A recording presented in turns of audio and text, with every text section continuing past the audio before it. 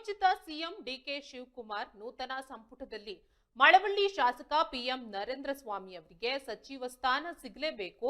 ಮಳವಳ್ಳಿಯ ಕೋಟೆ ಶ್ರೀ ಗಂಗಾಧರೇಶ್ವರ ಸ್ವಾಮಿ ದೇವಸ್ಥಾನದಲ್ಲಿ ಬ್ಲಾಕ್ ಕಾಂಗ್ರೆಸ್ ಹಾಗೂ ಅಭಿಮಾನಿ ಬಳಗದಿಂದ ವಿಶೇಷ ಪೂಜೆ ಸಲ್ಲಿಸಲಾಗಿದೆ. ಈ ವೇಳೆ ಮಾತನಾಡಿದ ಬ್ಲಾಕ್ ಕಾಂಗ್ರೆಸ್ ಅಧ್ಯಕ್ಷ ಸಿಪಿ ರಾಜು, ಮಂಡ್ಯ ಜಿಲ್ಲೆಯಲ್ಲಿ ಕಾಂಗ್ರೆಸ್ ಪಕ್ಷವನ್ನ ಬಲಿಷ್ಠವಾಗಿ ಕಟ್ಟಿರುವ ನರೇಂದ್ರ ಸ್ವಾಮಿ ಅವರಿಗೆ ಈ ಬಾರಿ ಸಚಿವ ಪಟ್ಟ ನೀಡಲೇಬೇಕು, ಇಲ್ಲದಿದ್ರೆ ನಾವೆಲ್ಲರೂ ಸಾಮೂಹಿಕ ರಾಜೀನಾಮೆ ನೀಡಿ ಉಗ್ರ ಹೋರಾಟ ನಡೆಸುತ್ತೇವೆ ಅಂತ ಎಚ್ಚರಿಕೆಯನ್ನ ನೀಡಿದ್ದಾರೆ. ಇನ್ನು ಗ್ಯಾರಂಟಿ ಸಮಿತಿ ಜಿಲ್ಲಾಧ್ಯಕ್ಷ ಚಿಕ್ಕಲಿಂಗಯ್ಯ ಹಾಗೂ ಮನ್ಮೂಲ್ ನಿರ್ದೇಶಕ ವಿಶ್ವಾಸ್ ಮಾತನಾಡಿ 2013ರಿಂದಲೂ ನಮ್ಮ ನಾಯಕನಿಗೆ ಸಚಿವ ಸ್ಥಾನ ನೀಡದೆ ಸಬೂಬು ಹೇಳಲಾಗ್ತಾ ಇದೆ. ಹೈಕಮಾಂಡ್ ಈ ಬಾರಿ ತಾರತಮ್ಯ ಮಾಡಬಾರದು ಮತ್ತು ಸಿದ್ದರಾಮಯ್ಯ ಜಾರಿಗೆ ತಂದಿದ್ದ ಪಂಚ ಗ್ಯಾರಂಟಿಗಳನ್ನ ಡಿಕೆ ಶಿವಕುಮಾರ್ ಮುಂದುವರಿಸಬೇಕು ಅಂತ ಒತ್ತಾಯಿಸಿದ್ದಾರೆ. ಕಾರ್ಯಕ್ರಮದಲ್ಲಿ ಮುಖಂಡರಾದ ಮಾದೇಶ, ಕೃಷ್ಣೇಗೌಡ, ಲಿಂಗರಾಜು, ಕೆಜೆ ದೇವರಾಜು, ಸುಷ್ಮಾರಾಜು ಸೇರಿದಂತೆ ನೂರಾರು ಕಾರ್ಯಕರ್ತರು ಉಪಸ್ಥಿತರಿದ್ದರು. ಈ ಜಿಲ್ಲೆಯಲ್ಲಿ ಸದೃಢವಾಗಿ ತಂದಿದಂತ ಕೀರ್ತಿ ನಮ್ಮ ನಾಯಕರಾದಂಥ PM ನರೇಂದ್ರ ಸ್ವಾಮಿ ಅವರಿಗೆ ಸಲ್ಲುತ್ತೆ.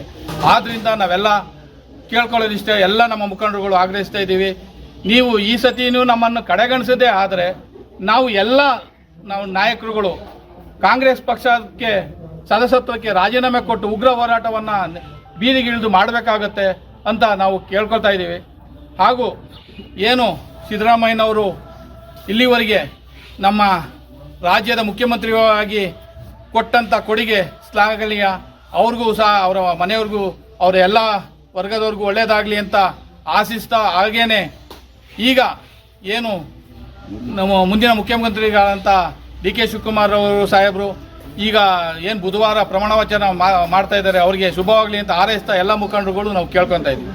ನರೇಂದ್ರ ಸ್ವಾಮಿ ಅವರಿಗೆ 2013ರಿಂದನೂ ಕೂಡ ಮಂತ್ರಿಯಾಗಂತ ಅರ್ಹತೆ ಇತ್ತು. ಜಿಲ್ಲೆಗೆ ಅವರ ಅನಿವಾರ್ಯತೆ ಕೂಡ ಇದೆ. ಆದರೆ 2013ರಿಂದನೂ ಅನಿವಾರ್ಯ ಕಾರಣಗಳಿಂದ ಅದು ಮುಂದೂಡ್ತಾನೆ ಬಂದಿದೆ. ಹಾಗೆ ಈ ಬಾರಿ ನೂತನವಾಗಿ ಆಯ್ಕೆಯಾಗಿರುವಂಥ ಡಿ ಕೆ ಶಿವಕುಮಾರ್ ಅವರ ಮಂತ್ರಿಮಂಡಲದಲ್ಲಿ ನಮ್ಮ ನರೇಂದ್ರ ಸ್ವಾಮಿ ಅವರಿಗೆ ಖಂಡಿತವಾಗಲೂ ಮಂತ್ರಿ ಸ್ಥಾನ ಸಿಗುತ್ತೆ ಅಂತ ಒಂದು ಅಚಲವಾದ ನಂಬಿಕೆ ನಮ್ಮೆಲ್ಲ ಕಾರ್ಯಕರ್ತರಿಗೂ ಇದೆ.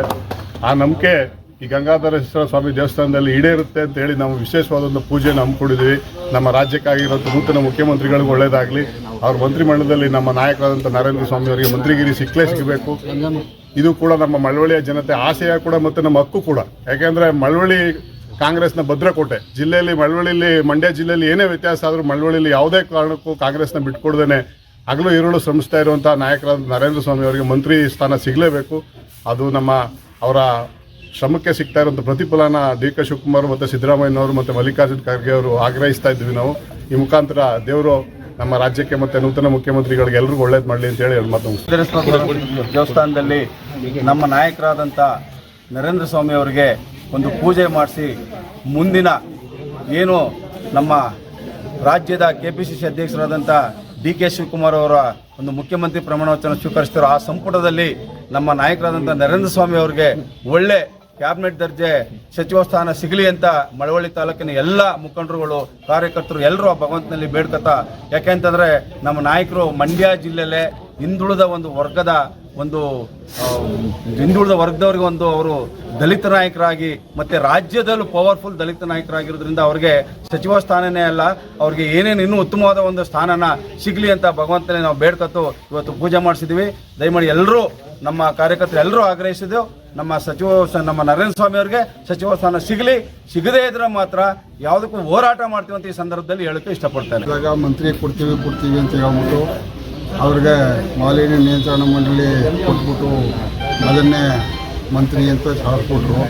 ದಯಮಾಡಿ ಡಿ ಕೆ ಶಿವಕುಮಾರ್ ಅವರು ಈಗ ನಮ್ಮ ನರೇಂದ್ರ ಸ್ವಾಮಿಯವರು ಏನು ಕಾಂಗ್ರೆಸ್ ಕಟ್ಟಾಳಾಗಿ ಮಂಡ್ಯ ಜಿಲ್ಲೆಯಲ್ಲಿ ಸದೃಢವಾಗಿ ಕಾಂಗ್ರೆಸ್ಸನ್ನು ಕಟ್ಟಿದ್ದಾರೆ, ಅವರಿಗೆ ದಯಮಾಡಿ ಕಾಂಗ್ರೆಸ್ಸನ್ನು ಕೊಡಬೇಕು.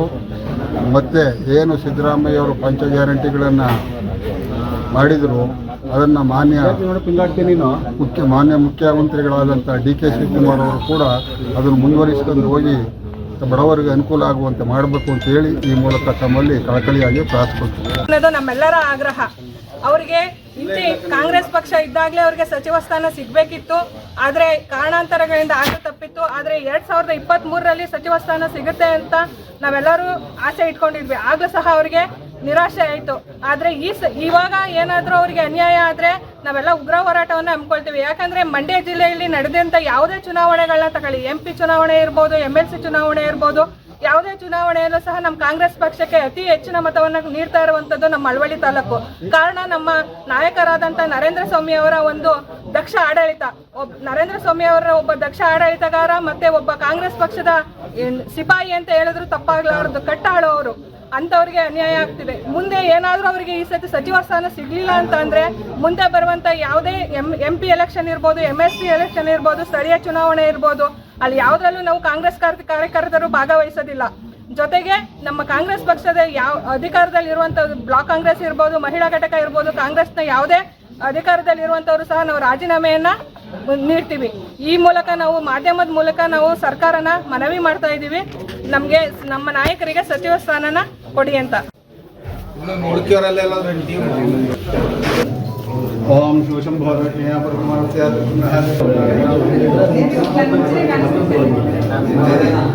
ಉನ್ನತ ಪದವಿ ಪ್ರಾಪ್ತ್ಯರ್ಥಂ ಶ್ರೀ ಪ್ರಸನ್ನ ಪಾರ್ವತಿ ಸಮಿತಿ ಗಂಗಾಧರೇಶ್ವರ ಸ್ವಾಮಿ ದೇವತಾ ಪ್ರೀತ್ಯರ್ಥಂ ಸಂಗಮ ಕಾಲೇ ಶಿವ ಅಷ್ಟೋತ್ತರ ಶತನಾಮಾವಳಿ